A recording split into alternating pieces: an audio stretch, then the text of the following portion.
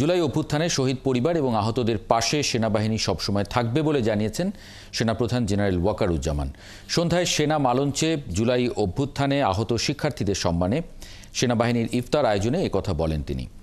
জুলাই অভ্যুত্থানে শহীদ এবং আহতদের জাতির কৃতি সন্তান উল্লেখ করে কাউকে মনোবল না হারানোর আহ্বান জানান সেনাপ্রধান। বলেন, শহীদ এবং আহতদের পরিবারের পুনর্বাসনে সেনাবাহিনী চেষ্টা করে যাবে।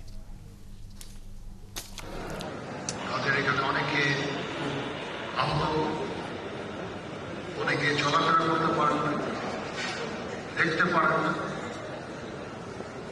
আমি আপনাদেরকে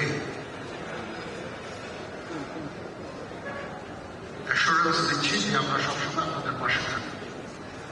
আজকে এই ইফতার আয়োজন এবং আপনাদের যে আর্থিক সহায়তা